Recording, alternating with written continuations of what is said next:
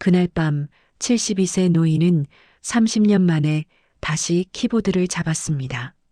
화면에 떠오른 건 아들의 목소리를 훔친 범인의 IP 주소였죠. 그리고 그 옆에는 며느리의 통장 번호가 함께 있었습니다. 가족이 가족을 속이는 세상. 하지만 이 아버지는 호락호락하지 않습니다. 이 이야기가 마음에 닿으셨다면 좋아요와 구독 버튼을 눌러주세요. 영상의 끝에는 가슴 벅찬 반전이 기다리고 있습니다. 이제 이야기를 시작하겠습니다. 거실은 고요했습니다. 오래된 아파트 특유의 따뜻한 햇살이 커튼 사이로 스며들었죠. 박철수는 소파에 앉아 신문을 읽고 있었습니다. 손은 느리게 움직였지만 눈빛만은 여전히 날카로웠죠. 탁자 위에는 치매 진단서 한 장이 놓여 있었습니다. 그 옆엔 약봉지 3개. 하루 3번, 식후 30분. 철수는 약을 보며 작게 한숨을 내쉬었습니다. 그때였습니다. 휴대전화가 울렸죠. 발신자 이름은 아들 민준이었습니다. 철수는 잠시 전화기를 바라보았습니다. 벨소리가 3번째 울릴 때 그는 천천히 통화 버튼을 눌렀죠. 전화 너머로 다급한 목소리가 흘러나왔습니다. 아들이라고 했습니다. 급한 일이 생겼다고 했죠. 사업 자금이 당장 필요하다고 했습니다. 5천만 원만 빼달라고 했습니다. 철수의 손이 잠시 멈췄습니다. 그는 전화기를 귀에서 살짝 떼어 화면을 들여다보았죠. 분명 아들의 번호였습니다. 목소리도 민준이 맞았습니다. 하지만 뭔가 이상했습니다. 말투가 평소보다 조금 빨랐죠. 호흡도 불규칙했습니다. 철수는 아들이 어디 있냐고 물었습니다. 회사 앞이라고 했습니다. 시간이 없다고 했죠. 오늘 안에 입금해야 한다고 했습니다. 철수가 왜 직접 오지 않냐고 묻는 순간 전화가 끊겼습니다. 뚜마이너스 하는 신호음만 남았죠. 철수는 한참을 전화기를 들고 서 있었습니다. 그의 눈빛이 흔들렸습니다. 혼란과 의심, 그리고 아주 작은 두려움이 섞여 있었죠. 그는 천천히 서재로 걸어갔습니다. 오래된 서랍을 열고 통장을 꺼냈죠. 통장을 펼쳐 잔액을 확인했습니다. 5,700만 원. 평생 모은 돈이었습니다. 철수는 통장을 쥔 채 창밖을 바라보았습니다. 바람이 나뭇가지를 흔들고 있었죠. 그의 손끝이 미세하게 떨렸습니다. 그날 저녁이었습니다. 현관문이 열리는 소리가 들렸죠. 며느리 이수진이었습니다. 수진은 거실로 들어와 가방을 내려놓았습니다. 철수는 소파에 앉아 있었죠. 통장은 이미 서랍에 다시 넣어둔 상태였습니다. 수진은 철수 앞에 앉았습니다. 그녀의 얼굴엔 미묘한 긴장이 서려 있었죠. 오늘 민준이한테 전화 왔냐고 물었습니다. 철수는 수진을 가만히 바라보았습니다. 그녀의 눈이 순간 흔들렸습니다. 철수는 그 순간을 놓치지 않았죠. 철수는 천천히 고개를 끄덕였습니다. 수진은 다시 물었습니다. 돈은 준비했냐고.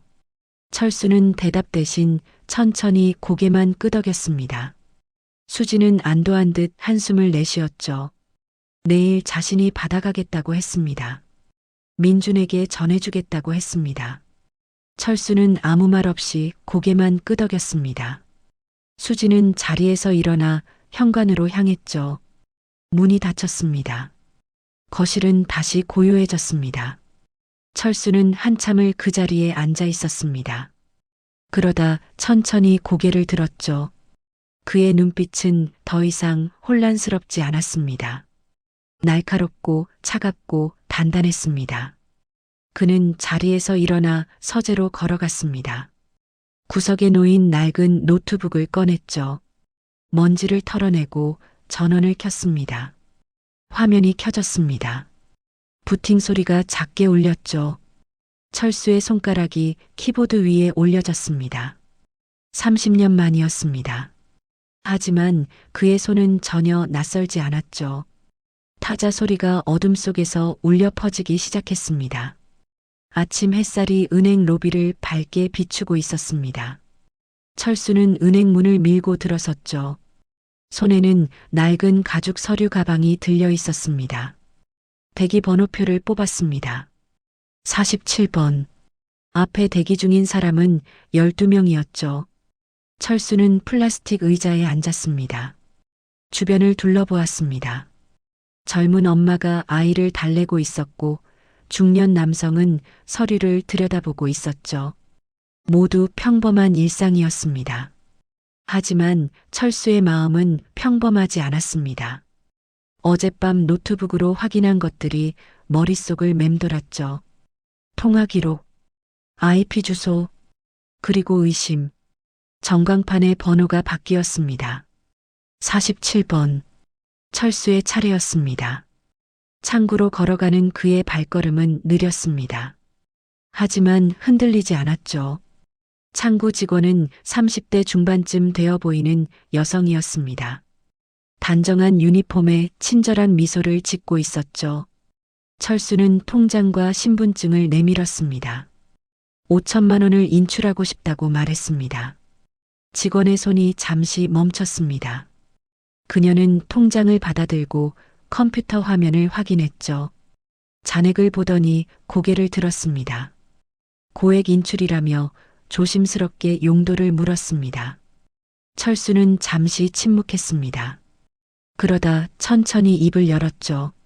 아들 사업 자금이라고 했습니다. 직원의 표정이 미묘하게 변했습니다. 그녀는 잠시 망설이더니 다시 물었습니다. 혹시 보이스피싱은 아니냐고. 요즘 많이 발생한다고. 특히 가족을 사칭하는 경우가 많다고 했습니다. 철수는 그 말을 듣는 순간 턱에 힘을 주었습니다. 아들 목소리인데 뭐가 문제냐며 짜증을 냈죠. 목소리는 거칠었지만 눈빛은 흔들렸습니다. 직원은 더 이상 묻지 않았습니다. 죄송하다며 고개를 숙이고 인출 절차를 진행했죠. 키보드 소리가 작게 울렸습니다. 몇 분 후 봉투에 담긴 현금이 철수 앞에 놓였습니다. 50만 원권 100장. 묵직했습니다. 철수는 돈을 서류 가방에 넣었습니다. 지퍼를 천천히 잠갔죠. 직원에게 고맙다는 인사를 했습니다. 창구를 벗어나 은행 로비를 지나갔습니다. 자동문이 열렸습니다. 바깥 공기가 차가웠죠. 주차장으로 향했습니다. 자신의 차 앞까지 왔습니다. 하지만 철수는 차 문을 열지 않았습니다. 대신 옆에 있는 벤치로 걸어갔습니다. 그곳에 앉았죠. 서류 가방을 무릎 위에 올려놓았습니다. 철수는 휴대전화를 꺼냈습니다. 통화 기록을 다시 확인했습니다. 어제 오후 3시 7분. 아들 민준. 통화 시간 1분 42초. 손가락이 화면 위를 천천히 움직였습니다.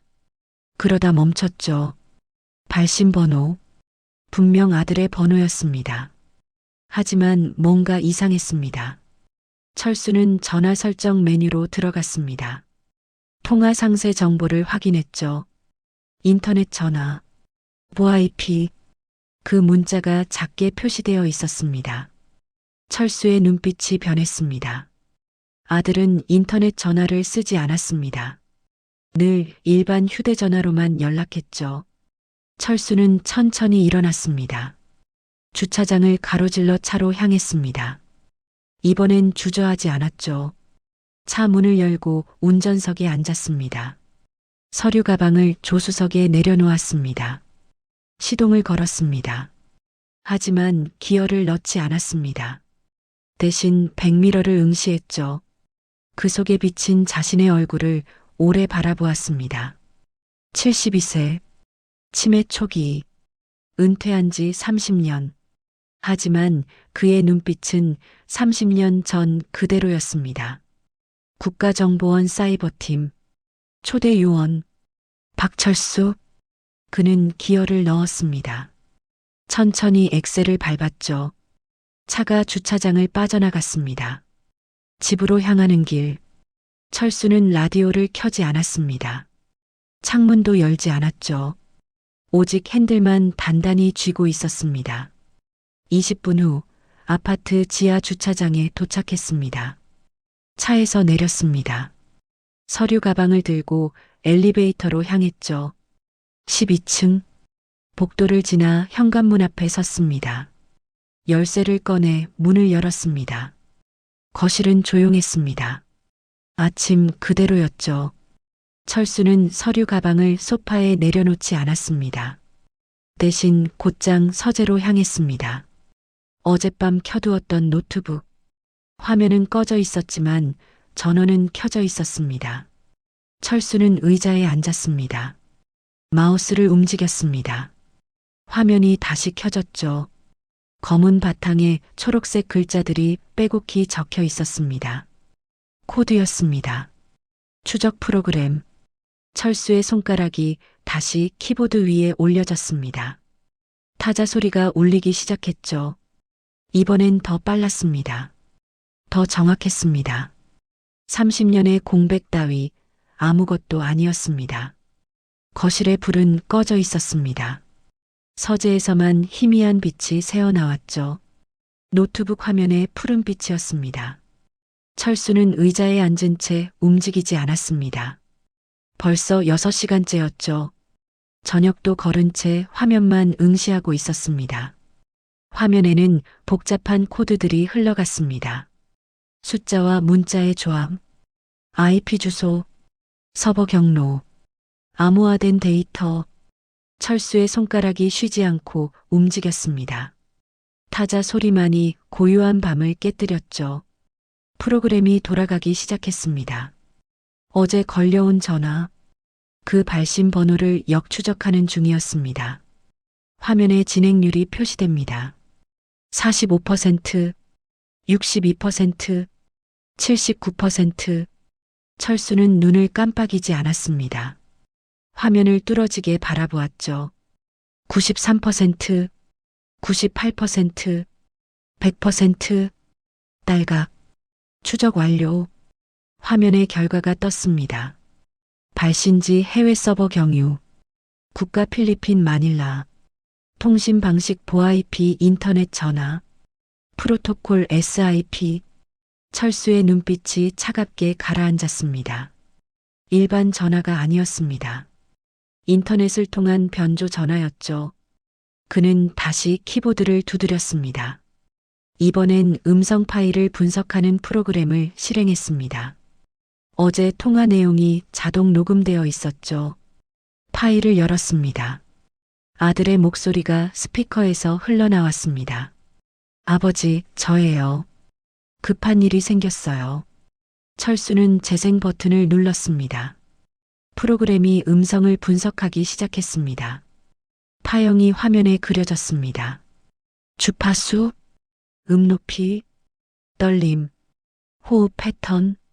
30초 후 결과가 나타났습니다. AI 음성 합성 가능성 99.7%. 철수의 손이 마우스 위에서 멈췄습니다.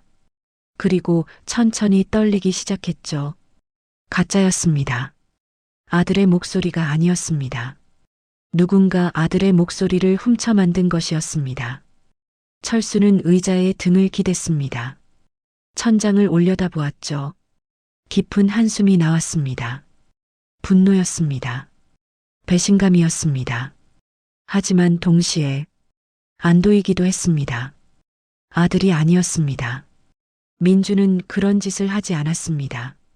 하지만 곧 다른 의문이 떠올랐습니다. 그렇다면 며느리 수지는?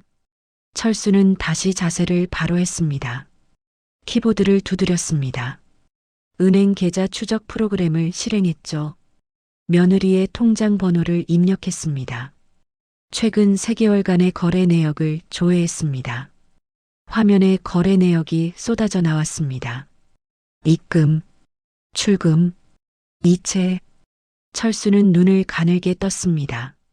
하나하나 살펴보았죠. 그리고 발견했습니다. 2주 전 정체불명의 계좌에서 입금, 300만 원. 일주 전 같은 계좌에서 또 입금. 500만 원. 3일 전 또다시 입금. 700만 원. 철수는 그 계좌번호를 복사했습니다. 다시 추적 프로그램에 입력했습니다. 화면이 깜빡였습니다. 로딩 중. 잠시 후 결과가 나타났습니다. 예금주 조재훈. 은행 국민은행. 지점 강남구 역삼동. 철수는 그 이름을 검색했습니다. 인터넷 포털 사이트, 뉴스 검색, 법원 판결문 검색, 몇 개의 기사가 떴습니다. 보이스피싱 조직원 구속, 피해액 12억, AI 음성 합성 사기 일당 검거, 주범 조재훈, 출소 후 재범, 보이스피싱 조직 재건. 철수는 기사를 읽었습니다.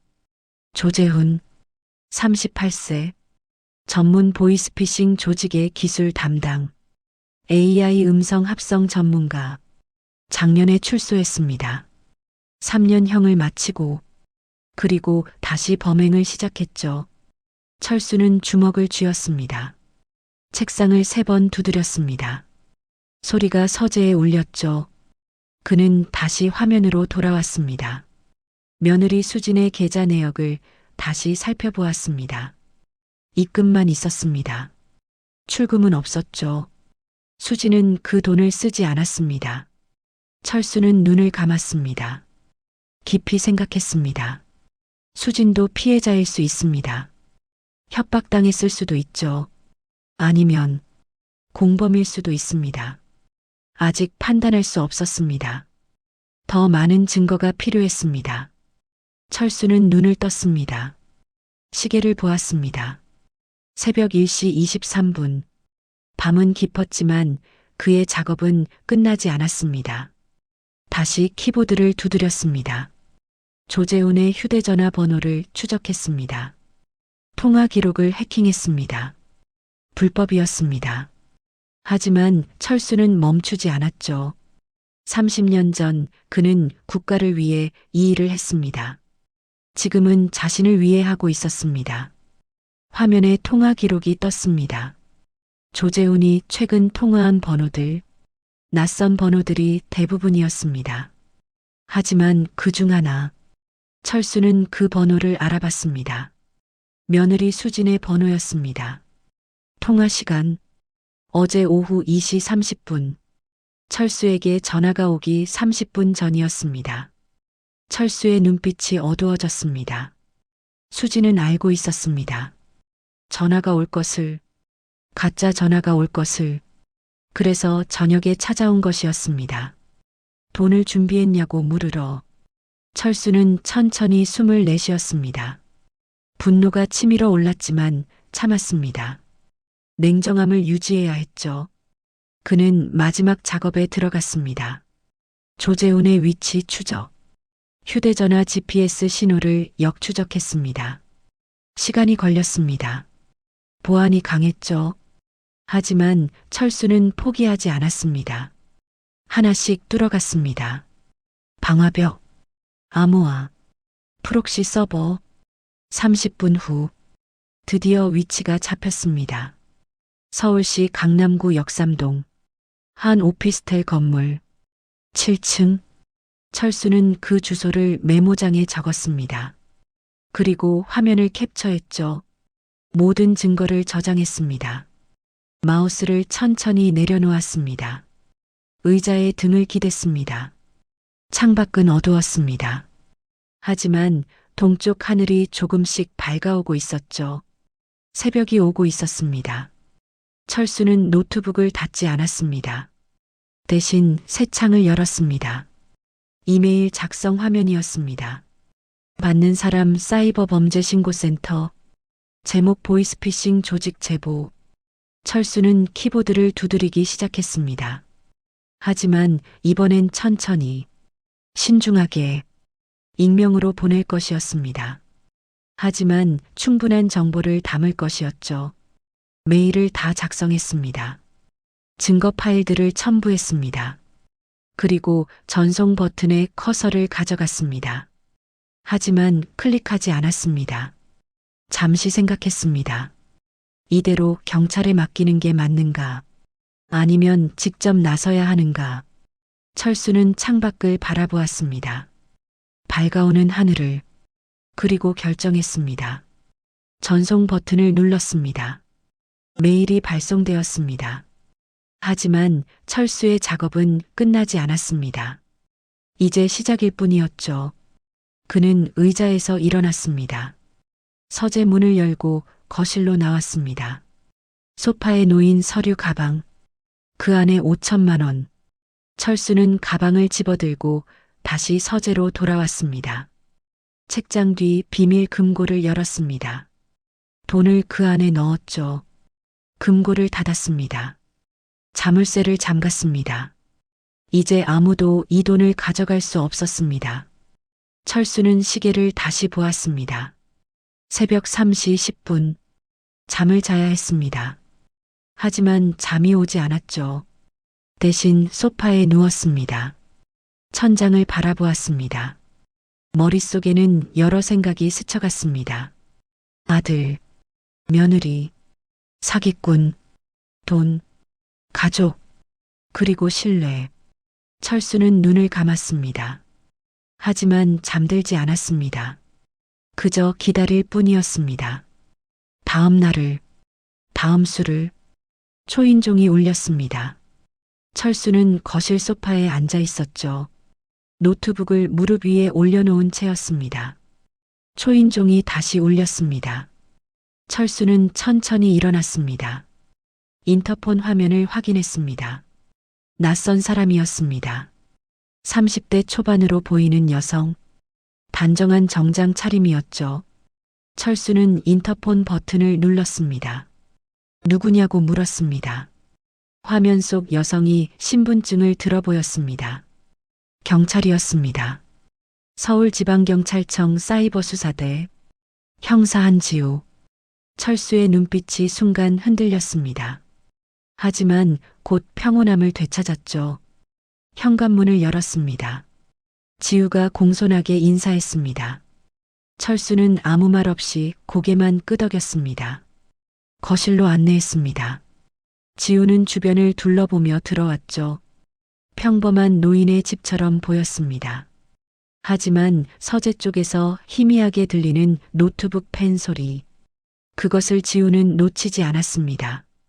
소파에 마주 앉았습니다. 철수는 손님에게 차를 권하지 않았습니다. 그저 조용히 지우를 바라보았죠. 지우가 먼저 입을 열었습니다. 3일 전 익명 제보 메일에 대해 물었습니다. 보이스피싱 조직에 대한 상세한 정보가 담긴 메일이었다고 했습니다. 철수는 표정을 바꾸지 않았습니다. 그게 자신과 무슨 상관이냐고 물었죠. 지우는 가방에서 태블릿을 꺼냈습니다. 화면을 켜서 철수에게 보여주었습니다. 메일 발신 IP 추적 결과였습니다. 이 아파트에서 발신된 메일이었습니다. 정확히는 1207호. 철수의 집이었죠. 철수는 태블릿 화면을 잠시 바라보았습니다. 그리고 천천히 고개를 들었습니다. 지우를 똑바로 쳐다보았죠. 나이 든 사람이 컴퓨터를 잘 모른다고 말했습니다. 손자가 가끔 와서 쓴다고 했습니다. 그 애가 보냈을 거라고 했죠.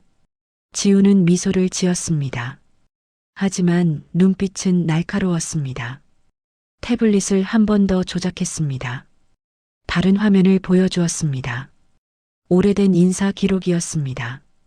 국가정보원, 사이버안보팀, 1995년 창설 멤버, 박철수.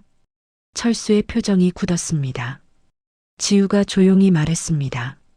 자신도 사이버 수사를 전공했다고, 국정원 출신 선배들에 대해 많이 들었다고, 특히 초창기 멤버들의 전설을. 철수는 한참을 침묵했습니다. 그러다 깊은 한숨을 내쉬었죠. 오래된 이야기라고 말했습니다. 이제는 아무 의미 없다고 했습니다. 하지만 지우는 고개를 저었습니다. 의미가 있다고 했습니다. 지금 이 순간에도. 지우는 가방에서 서류 몇 장을 꺼냈습니다. 철수 앞에 놓았습니다. 조재훈의 범죄 기록이었습니다. 피해자 명단, 수법 분석, 조직도. 철수는 서류를 집어들었습니다. 천천히 읽어 내려갔죠. 지우가 말을 이었습니다. 제보 덕분에 조직 아지트를 파악했다고. 하지만 검거하려면 더 확실한 증거가 필요하다고. 현장에서 범행을 잡아야 한다고 했습니다. 철수는 서류를 내려놓았습니다. 그래서 자신에게 온 거냐고 물었습니다. 지우는 고개를 끄덕였습니다. 도움이 필요하다고 했습니다. 철수만이 할 수 있는 일이라고 했죠. 철수는 창밖을 바라보았습니다. 오랜 시간이 흘렀습니다. 지우는 기다렸습니다. 재촉하지 않았죠. 드디어 철수가 입을 열었습니다. 며느리는 어떻게 되느냐고 물었습니다. 지우는 잠시 망설였습니다. 그러다 솔직하게 답했습니다. 며느리 이수진도 연루되어 있다고. 하지만 피해자의 가능성도 있다고 했습니다. 철수는 고개를 끄덕였습니다. 자신도 그렇게 생각한다고 했죠. 지우가 물었습니다. 그래도 도와줄 수 있느냐고. 가족이 연루된 사건인데. 철수는 천천히 일어났습니다. 서재로 걸어갔습니다. 지우도 따라갔죠. 서재 문을 열었습니다. 책상 위에 노트북. 여전히 켜져 있었습니다. 화면에는 복잡한 코드들이 떠 있었습니다. 실시간 추적 프로그램이었죠. 조재훈의 위치를 계속 모니터링하고 있었습니다.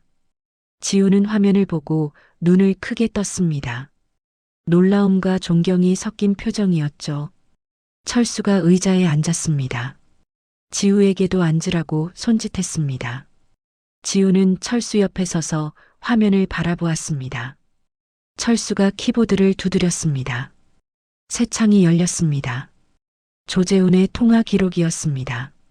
지난 일주일간의 모든 통화, 발신번호, 수신번호, 통화 시간. 지우는 숨을 죽이고 화면을 들여다보았습니다. 철수가 말했습니다. 이자는 매일 같은 패턴으로 움직인다고. 오전 11시에 아지트로 출근한다고. 오후 3시부터 전화를 돌리기 시작한다고 했습니다. 지우가 물었습니다. 어떻게 이걸 다 알아냈느냐고. 철수는 대답하지 않았습니다. 대신 다시 키보드를 두드렸습니다. 또 다른 창이 열렸습니다. CCTV 화면이었습니다. 역삼동 오피스텔 입구였죠. 지우는 깜짝 놀랐습니다. 이건 해킹이라고, 불법이라고 말했습니다. 철수는 잠시 손을 멈췄습니다. 그리고 지우를 돌아보았죠. 불법이 맞다고 했습니다. 하지만 이것 말고는 방법이 없다고 했습니다. 범인을 잡으려면 범인처럼 움직여야 한다고 했죠.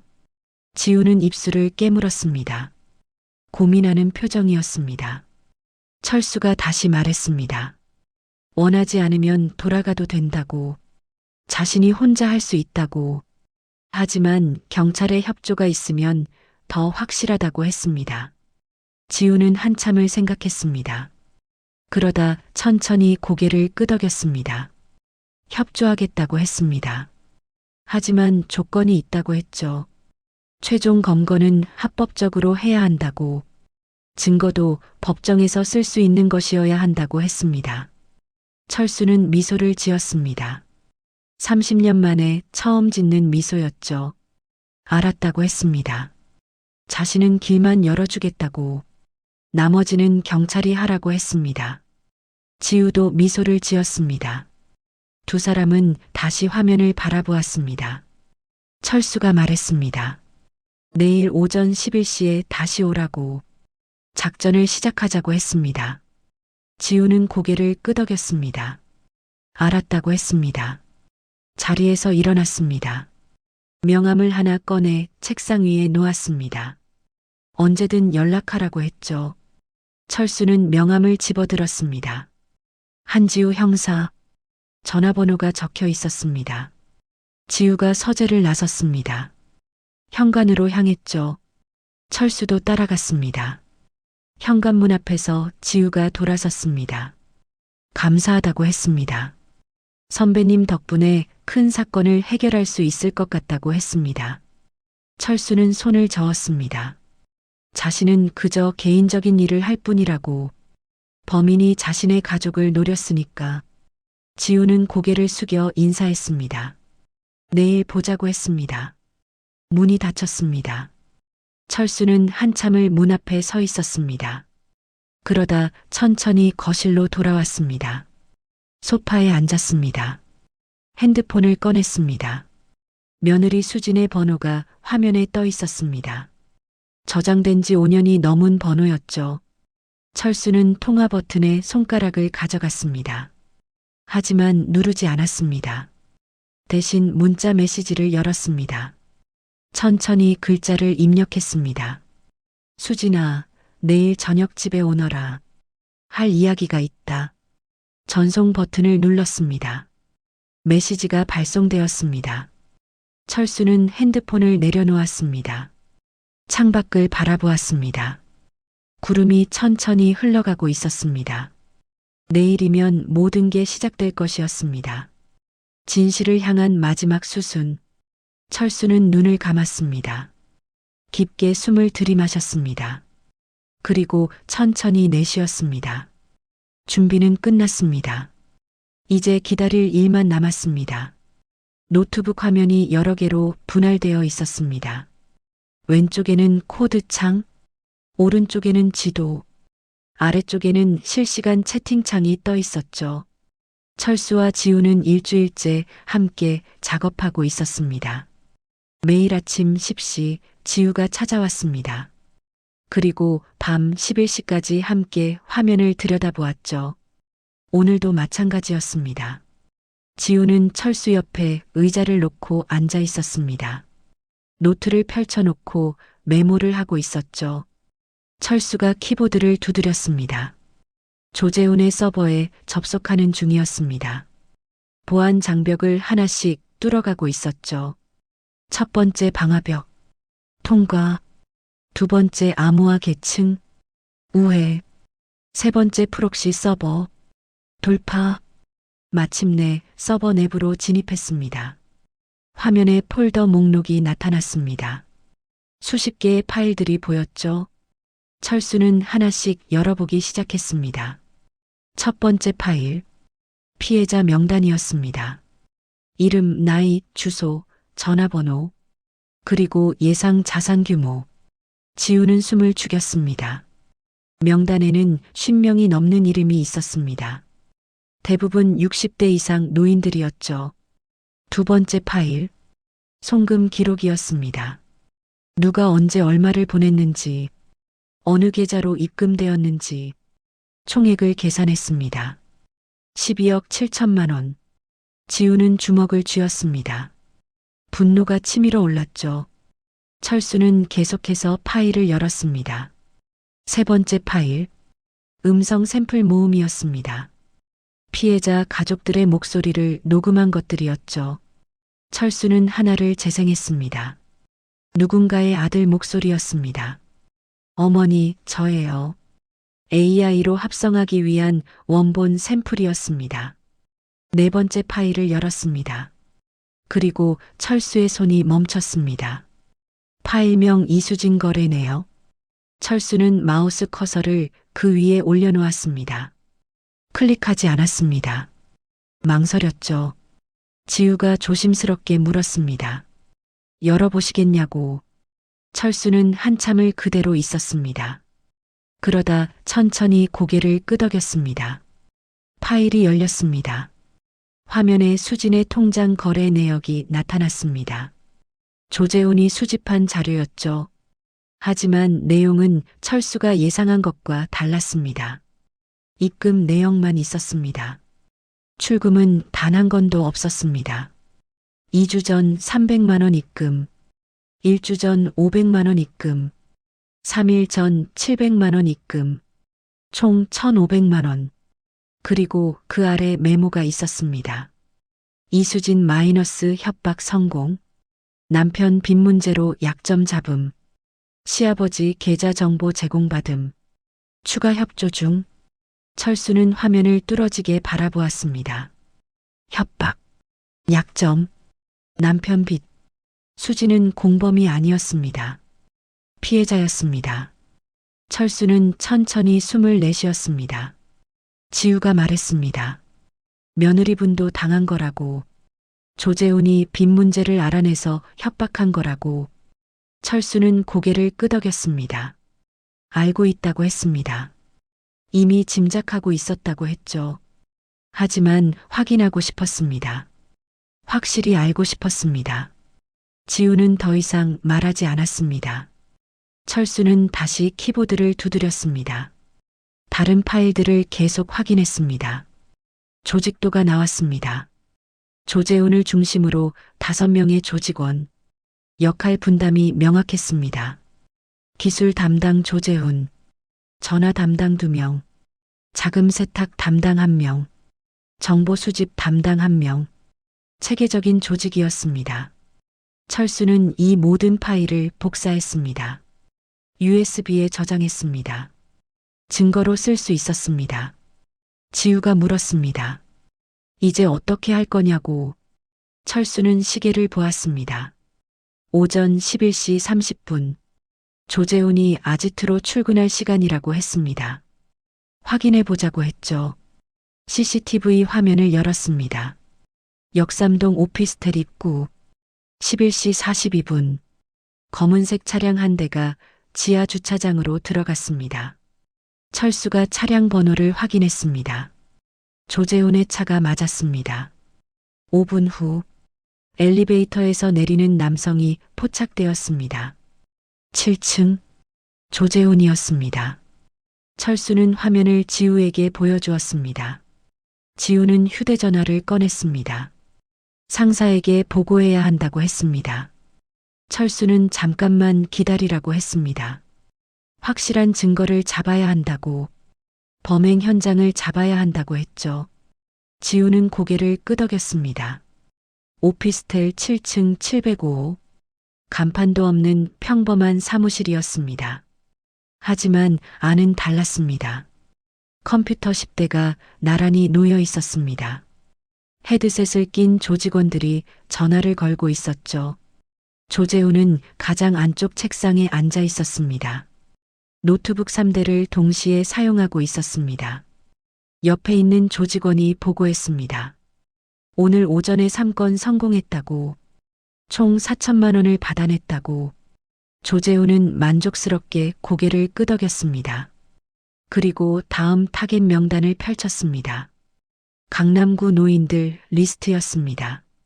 손가락으로 하나를 가리켰습니다. 이 할머니 오늘 저녁에 걸어봐. 딸 목소리로. 조직원이 메모했습니다. 조재훈은 자리에서 일어나 창밖을 바라보았습니다. 강남의 높은 빌딩들이 보였죠. 부하에게 말했습니다. 다음 달에는 타겟을 경기도로 확대한다. 한 명당 억 단위로 간다. 부하들이 웃으며 대답했습니다. 조재훈은 다시 자리로 돌아왔습니다. 노트북을 열었습니다. 하지만 뭔가 이상했습니다. 화면이 평소와 달랐습니다. 잠시 멈칫했습니다. 그리고 마우스를 움직였습니다. 파일 목록을 확인했습니다. 최근 접속 기록을 확인했습니다. 눈빛이 변했습니다. 누군가 서버에 침입했습니다. 30분 전이었습니다. 여러 파일이 열람되었습니다. 조재훈은 급히 키보드를 두드렸습니다. 침입자 IP를 추적했습니다. 하지만 흔적이 깨끗했습니다. 프록시를 여러 번 거쳐서 추적이 불가능했죠. 조재훈은 주먹으로 책상을 쳤습니다. 부하들이 놀라 돌아보았습니다. 조재훈이 소리쳤습니다.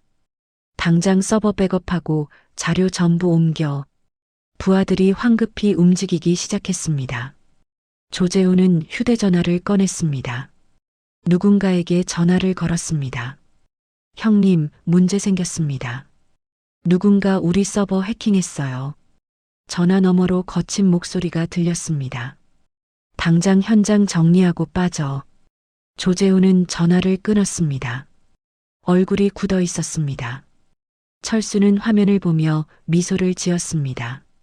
조재훈이 당황하는 모습이 CCTV에 포착되었습니다. 지우가 물었습니다. 일부러 흔적을 남긴 거냐고. 철수는 고개를 끄덕였습니다. 쥐가 구멍으로 도망가게 만들려면 구멍이 있다는 걸 알려줘야 한다고 했습니다. 지우는 이해했습니다. 조재훈을 움직이게 만드는 거라고. 그래서 결정적 증거를 잡는 거라고. 철수는 USB를 지우에게 건넸습니다. 증거는 다 여기 있다고. 이제 경찰이 움직일 차례라고 했습니다. 지우는 USB를 받아들었습니다. 감사하다고 했습니다. 철수는 손을 저었습니다. 지우가 물었습니다. 며느리분은 어떻게 하실 거냐고. 철수는 창밖을 바라보았습니다. 한참 후에 대답했습니다. 오늘 저녁에 만난다고. 이야기를 나눌 거라고 했습니다. 지우는 더 이상 묻지 않았습니다. 자리에서 일어났습니다. 내일 작전을 시작하겠다고 했습니다. 기동대를 준비하겠다고 했죠. 철수는 고개를 끄덕였습니다. 지우가 서재를 나갔습니다. 철수는 혼자 남았습니다.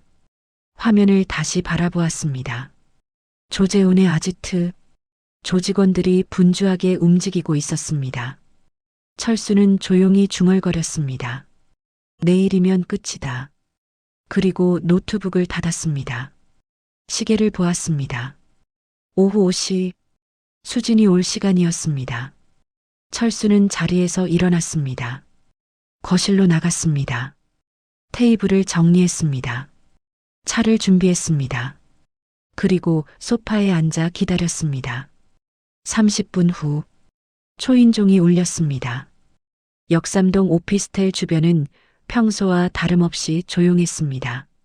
오가는 사람들, 주차된 차량들, 평범한 오후였죠. 하지만 건물 맞은편 커피숍 2층, 그곳은 달랐습니다. 형사 한지우와 기동대원 8명이 대기하고 있었습니다.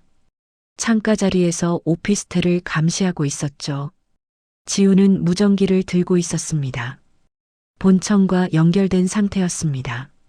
옆에는 노트북이 놓여 있었습니다. 철수가 제공한 실시간 추적 프로그램이 작동 중이었습니다. 화면에는 조재훈의 위치가 표시되어 있었습니다. 오피스텔 7층 705호. 움직임이 없었습니다. 지우가 시계를 확인했습니다. 오후 3시 15분. 작전 개시 시간은 3시 30분이었습니다. 기동대장이 다가왔습니다. 준비 완료되었다고 보고했습니다. 지우는 고개를 끄덕였습니다. 그때 무전기에서 소리가 들렸습니다. 본청에서 최종 확인 요청이었습니다. 지우는 무전기를 들었습니다. 증거 확보 완료. 영장 발부 완료. 작전 진행 가능하다고 보고했습니다. 본청에서 승인이 떨어졌습니다. 지우는 시계를 다시 보았습니다. 3시 25분. 5분 후였습니다. 기동대원들이 자리에서 일어났습니다. 장비를 점검했습니다. 방탄복, 무전기, 수갑, 모두 준비되었습니다. 3시 30분. 지우가 손을 들었습니다. 출발 신호였습니다. 기동대원들이 커피숍을 빠져나갔습니다. 지우도 뒤따랐습니다. 오피스텔로 향했습니다. 빠른 걸음이었지만 뛰지는 않았습니다. 주변에 눈에 띄지 않게 움직였죠. 건물 입구. 경비원이 이상하게 쳐다보았습니다. 지우가 경찰 신분증을 보여주었습니다. 경비원은 고개를 끄덕이고 길을 열어주었습니다. 엘리베이터.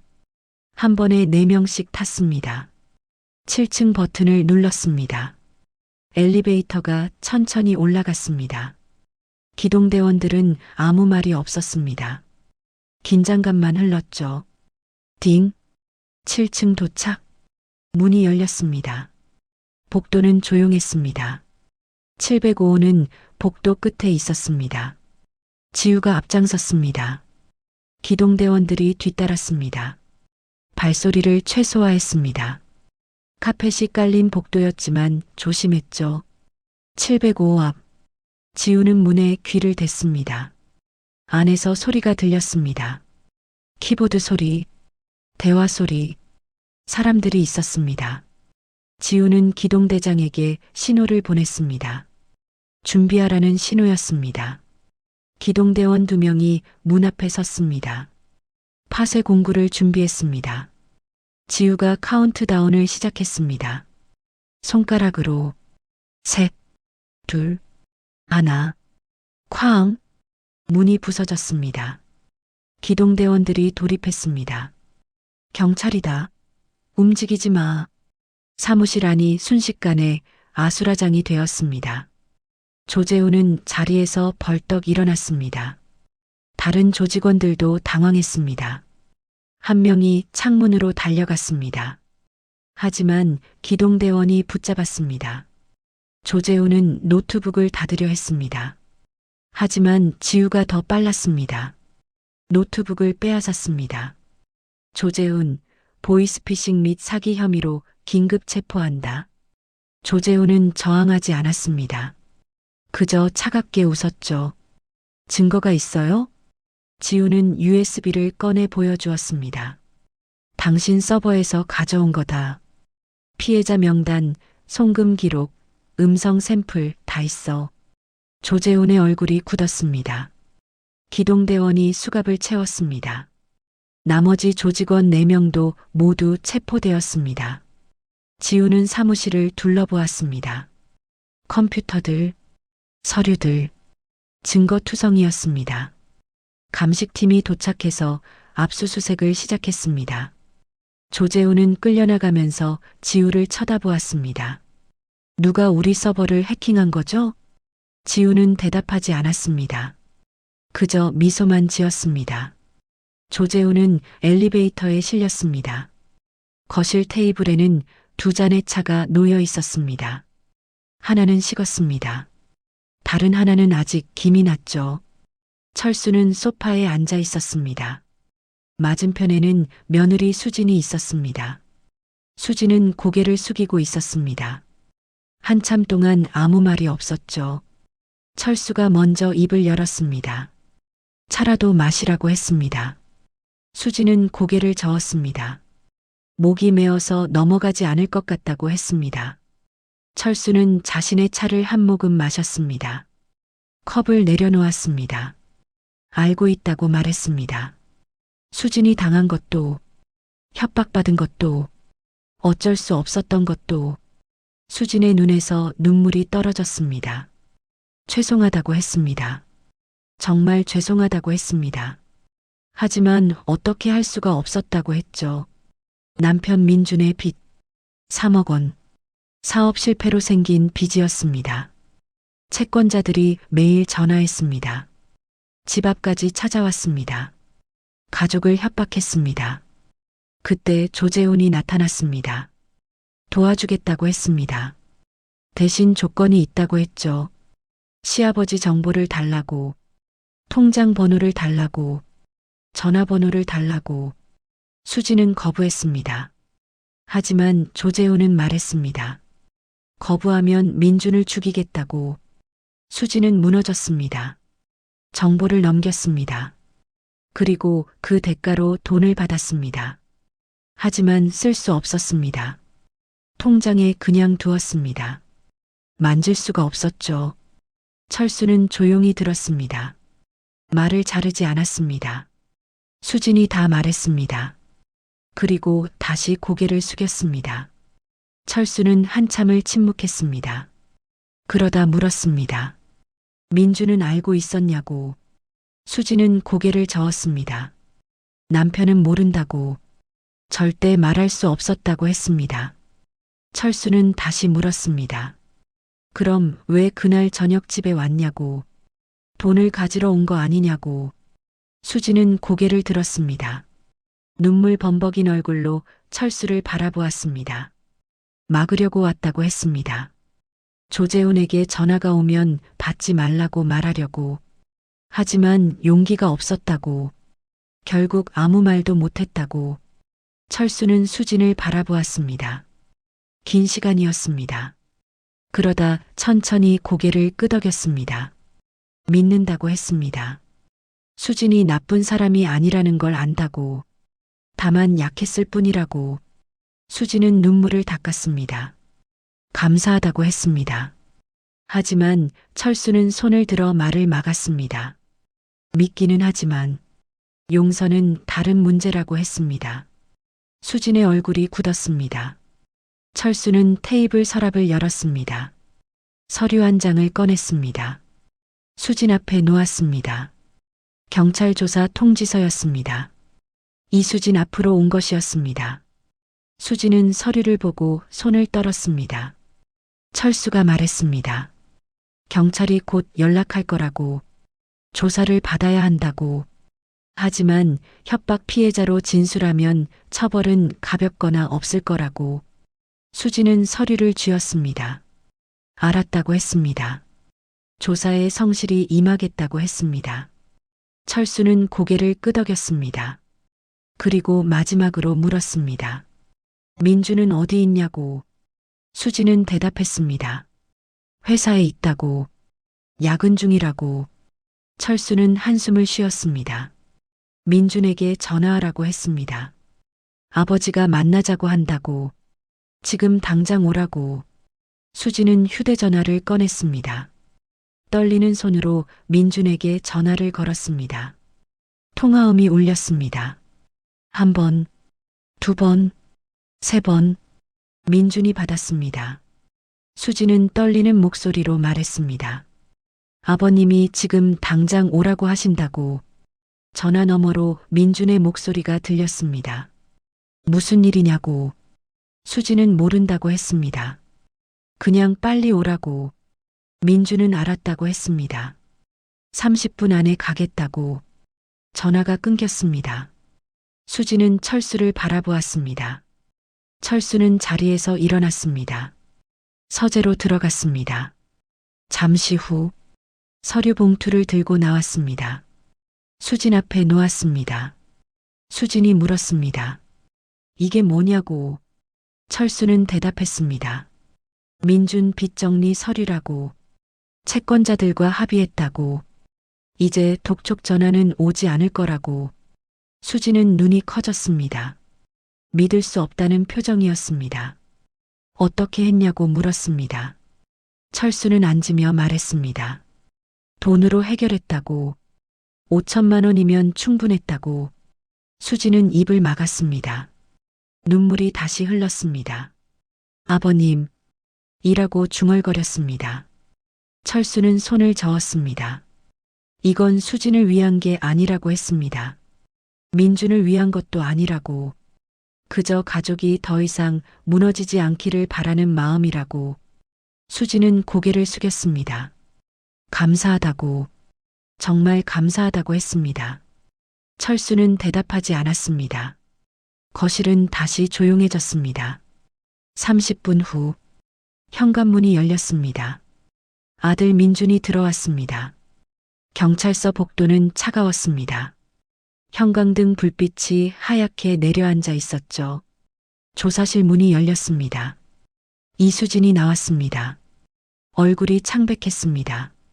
형사 한지우가 뒤따라 나왔습니다. 수진에게 말했습니다. 오늘 조사는 여기까지라고.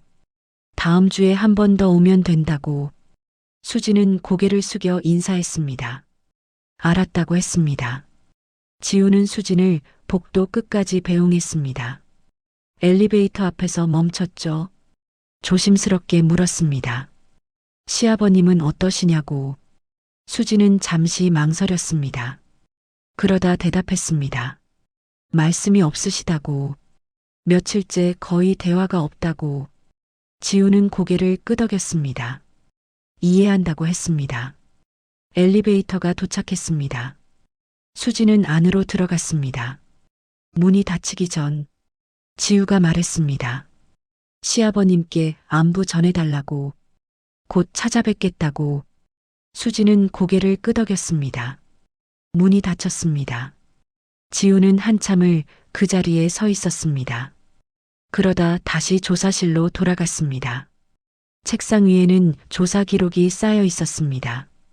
조재훈 신문조서, 조직원들 진술서, 피해자 진술서, 그리고 이수진 조사 기록. 지우는 이수진 파일을 집어들었습니다. 천천히 읽었습니다. 협박 피해 사실이 명확했습니다. 조재훈이 남편 빚 문제를 이용해 협박했습니다. 수진은 어쩔 수 없이 정보를 제공했습니다. 하지만 돈을 받고도 쓰지 않았습니다.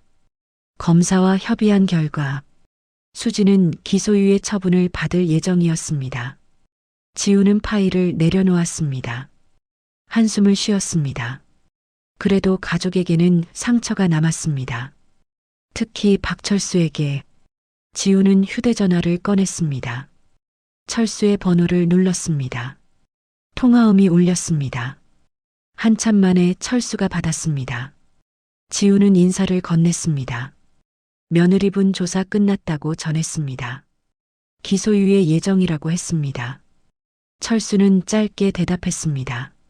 알았다고, 수고했다고. 지우는 잠시 망설였습니다. 그러다 물었습니다. 괜찮으시냐고. 철수는 한참 대답이 없었습니다. 전화기 너머로 숨소리만 들렸습니다. 그러다 말했습니다. 괜찮다고. 이제 정리할 일만 남았다고. 지우는 더 묻지 않았습니다. 전화를 끊었습니다. 휴대전화를 내려놓고 창밖을 바라보았습니다. 거실은 어두웠습니다. 커튼이 쳐져 있었습니다. 불도 켜지 않았죠. 철수는 소파에 앉아 있었습니다. 움직이지 않았습니다. 한참 동안 그대로 있었습니다. 현관문이 열렸습니다. 아들 민준이었습니다. 아버지 계세요? 대답이 없었습니다. 민준은 현관불을 켰습니다. 거실로 들어왔습니다. 철수가 어둠 속에 앉아 있는 걸 발견했습니다. 민준은 놀라 거실 불을 켰습니다. 아버지, 왜 이렇게 어두운데 계세요? 철수는 천천히 고개를 들었습니다. 민준을 바라보았습니다. 민준은 아버지의 눈빛을 보고 멈칫했습니다. 차가웠습니다. 평소와 달랐습니다. 철수는 옆자리를 가리켰습니다. 앉으라고 했습니다. 민준은 조심스럽게 다가가 앉았습니다. 두 사람 사이에 침묵이 흘렀습니다. 철수가 먼저 입을 열었습니다. 언제부터 알고 있었냐고 물었습니다. 민준은 고개를 숙였습니다. 무슨 말씀이냐고 물었습니다. 철수는 말했습니다. 수진이 협박당한 것, 사기꾼들이 나를 노린 것, 언제부터 알았냐고. 민준은 대답하지 못했습니다. 입술을 깨물었습니다. 철수는 기다렸습니다. 한참 후 민준이 입을 열었습니다. 한 달 전부터 알았다고. 수진이 이상했다고. 자꾸 전화를 받고 나가더라고. 추궁했다고. 그래서 들었다고. 철수는 물었습니다. 그런데 왜 나한테 말하지 않았냐고. 민준은 고개를 떨구었습니다. 무서웠다고 했습니다. 아버지가 실망하실까봐, 수진이 범죄자가 될까봐, 가정이 무너질까봐, 그래서 침묵했다고, 모른 척했다고. 철수는 주먹을 쥐었습니다. 그게 나를 지키는 거라고 생각했냐고 물었습니다. 민준은 울먹였습니다. 죄송하다고, 정말 죄송하다고. 철수는 자리에서 일어났습니다. 창가로 걸어갔습니다. 커튼을 걷었습니다. 바깥은 어두워지고 있었습니다. 철수는 창밖을 바라보며 말했습니다. 내 침묵이 아버지를 2번 죽였다고. 첫 번째는 사기꾼들에게, 두 번째는 내 비겁함에게. 민준은 고개를 들었습니다. 눈물이 흘렀습니다. 철수는 계속 말했습니다. 가족은 숨기는 게 아니라고, 보호하는 거라고. 진실을 외면하는 건 보호가 아니라 배신이라고.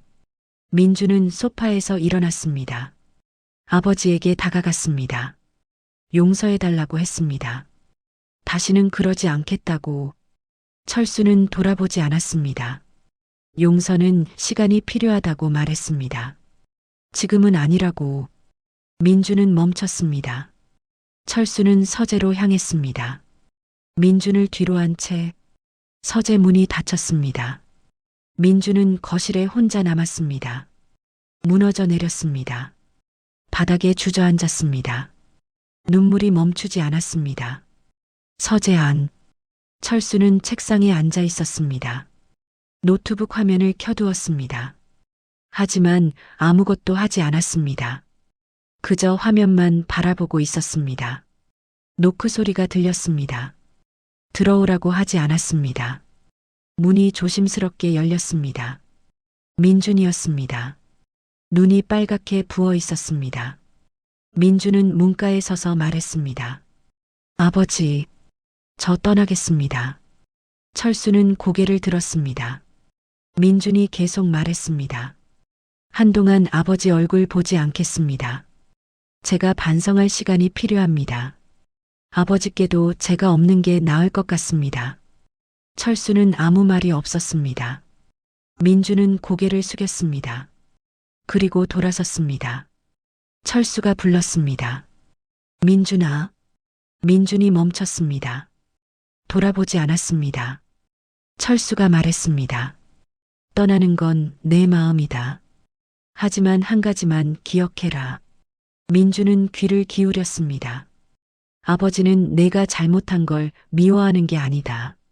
내가 용기 없었던 걸 슬퍼하는 거다. 민준의 어깨가 떨렸습니다. 철수는 마지막으로 말했습니다. 그 용기를 찾아서 돌아와라. 그때 다시 이야기하자. 민준은 고개를 끄덕였습니다. 대답은 하지 못했습니다. 서재를 나갔습니다. 잠시 후 현관문이 열리고 닫히는 소리가 들렸습니다. 철수는 혼자 남았습니다.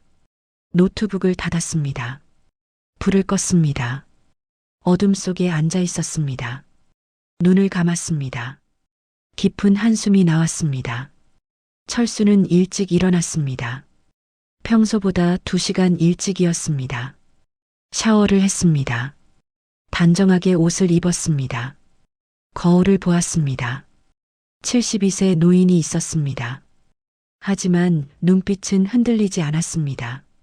부엌으로 갔습니다. 커피를 내렸습니다. 한 잔 마셨습니다. 휴대전화를 확인했습니다. 지우에게서 문자가 와 있었습니다. 조재훈 구속영장 청구 완료. 나머지 조직원들도 전원 구속. 피해자 대부분 돈 돌려받을 예정. 선배님 덕분입니다. 철수는 문자를 읽었습니다. 답장을 보냈습니다. 수고했네. 자네가 잘했어. 전송. 철수는 커피잔을 싱크대에 놓았습니다. 설거지를 했습니다. 거실을 정리했습니다. 먼지를 털었습니다. 창문을 열었습니다. 신선한 공기가 들어왔습니다. 철수는 창밖을 바라보았습니다. 하늘이 맑았습니다. 전화벨이 울렸습니다. 수진이었습니다. 받았습니다. 수진이 조심스럽게 물었습니다. 아버님 괜찮으시냐고. 철수는 대답했습니다. 괜찮다고. 걱정 말라고. 수진이 말했습니다. 민준이 집을 나갔다고. 어디 갔는지 모른다고. 걱정된다고. 철수는 알고 있다고 했습니다. 돌아올 거라고. 기다리라고. 수진은 울먹이며 감사하다고 했습니다. 전화를 끊었습니다. 철수는 휴대전화를 내려놓았습니다. 소파에 앉았습니다. 조용했습니다. 하지만 공허하지는 않았습니다. 뭔가 정리된 느낌이었습니다. 철수는 눈을 감았습니다. 숨을 깊이 들이마셨습니다. 천천히 내쉬었습니다. 이제 기다릴 일만 남았습니다. 아들이 용기를 찾아 돌아오기를. 그때까지 철수는 자신의 삶을 살 것이었습니다. 가을이 깊어지고 있었습니다. 나뭇잎이 노랗게 물들었습니다. 바람이 불 때마다 잎사귀들이 떨어졌죠. 공원 벤치에 철수가 앉아 있었습니다. 무릎 위에 노트북이 올려져 있었습니다. 화면에는 뉴스 기사가 떠 있었죠. 보이스피싱 조직 소탕, 70대 전직 요원 활약, 피해자 47명, 총 9억 원 환수 성공, AI 음성 합성 범죄, 경각심 높여야. 철수는 기사를 읽었습니다. 표정은 담담했습니다. 특별한 감흥이 없었죠. 그저 일이 끝났다는 안도감 뿐이었습니다. 옆 벤치에 젊은 남성이 앉았습니다. 20대 후반쯤 되어 보였습니다. 손에 스마트폰을 들고 있었죠. 한참을 화면을 들여다보더니 철수를 돌아보았습니다. 조심스럽게 말을 걸었습니다. 어르신, 혹시 스마트폰 사용법 좀 알려주실 수 있냐고. 은행 앱이 안 된다고. 철수는 노트북을 덮었습니다. 젊은이를 바라보았습니다. 괜찮다고 했습니다. 보여달라고 했죠. 젊은이가 스마트폰을 건넸습니다. 철수는 화면을 확인했습니다. 공인인증서가 만료되어 있었습니다. 간단한 문제였죠. 철수는 몇 번의 터치로 문제를 해결했습니다. 다시 설치하는 방법을 차근차근 알려주었습니다. 젊은이는 감탄했습니다. 어르신이 어떻게 이렇게 잘 아시냐고. 철수는 미소를 지었습니다. 옛날에 그쪽 일을 했다고 했습니다. 젊은이가 고맙다고 인사했습니다. 철수는 스마트폰을 돌려주며 말했습니다. 요즘 세상엔 조심해야 할 게 많다고. 특히 전화나 문자로 돈 요구하는 건 절대 믿지 말라고. 가족이라 해도 직접 확인해야 한다고. 젊은이는 고개를 끄덕였습니다.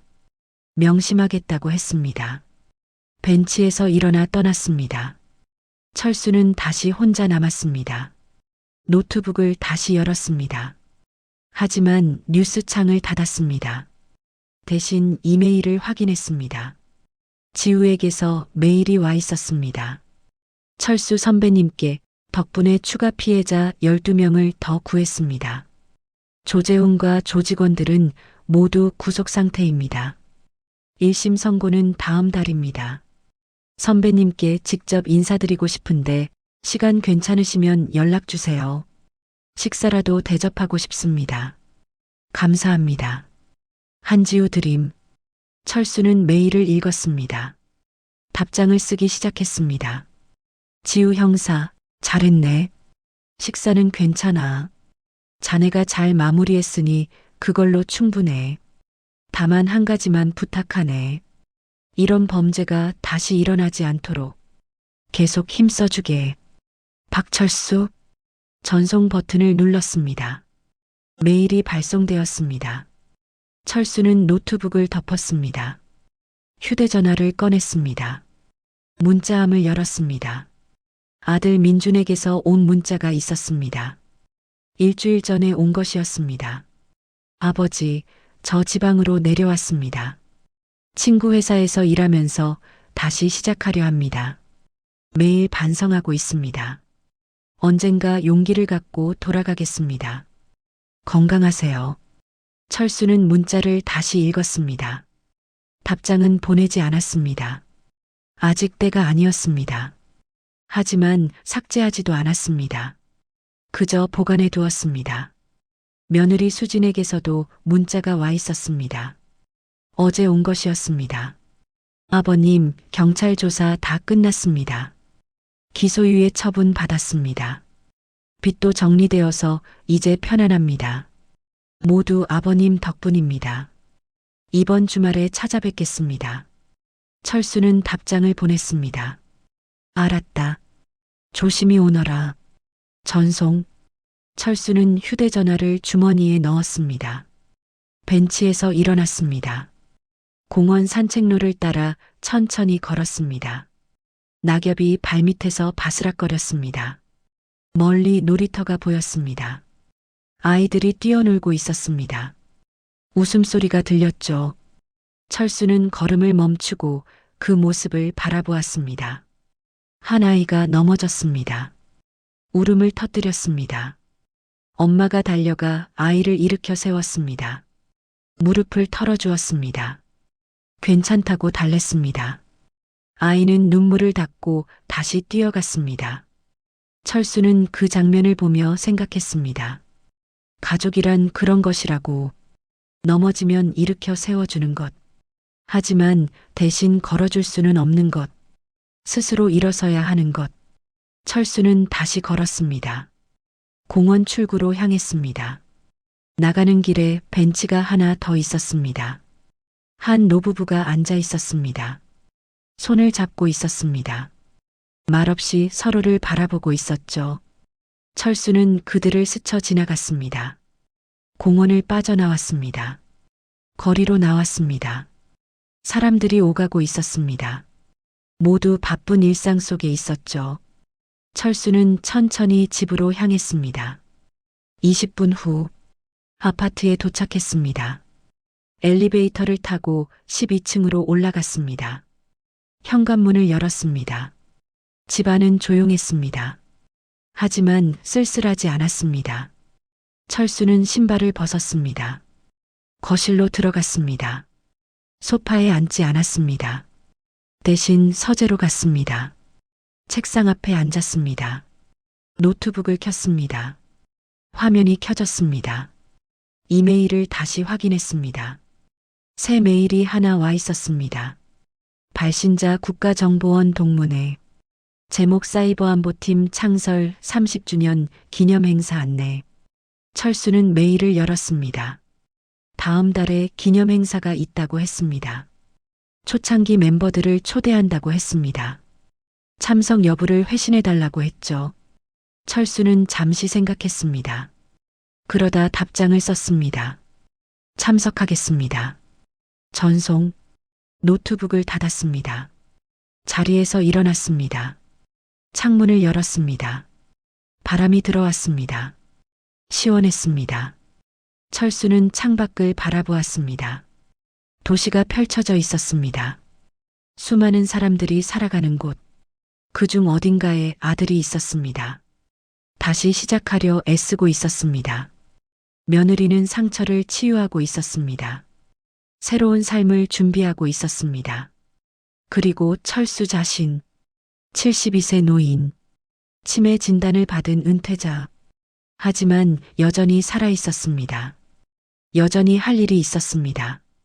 철수는 깊게 숨을 들이마셨습니다. 천천히 내쉬었습니다. 그리고 중얼거렸습니다. 기술은 세상을 바꿨습니다. 하지만 진짜 지혜는 여전히 사람 안에 있습니다. 나이는 숫자일 뿐, 경험은 무기입니다. 가족은 완벽하지 않습니다. 때로는 서로를 배신합니다. 때로는 서로를 실망시킵니다. 하지만 그럼에도 가족입니다. 용서는 쉽지 않습니다. 신뢰를 회복하는 건 더 어렵습니다.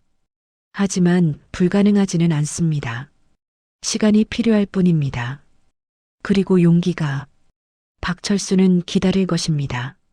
아들이 용기를 찾아 돌아올 때까지. 그리고 그날이 오면 다시 이야기할 것입니다. 아버지와 아들로서, 가족으로서. 그때까지 철수는 자신의 삶을 살 것입니다. 당당하게, 지혜롭게. 72세. 하지만 아직 끝나지 않았습니다. 오히려 이제 시작입니다. 철수는 창문을 닫았습니다. 커튼을 쳤습니다. 거실로 나왔습니다.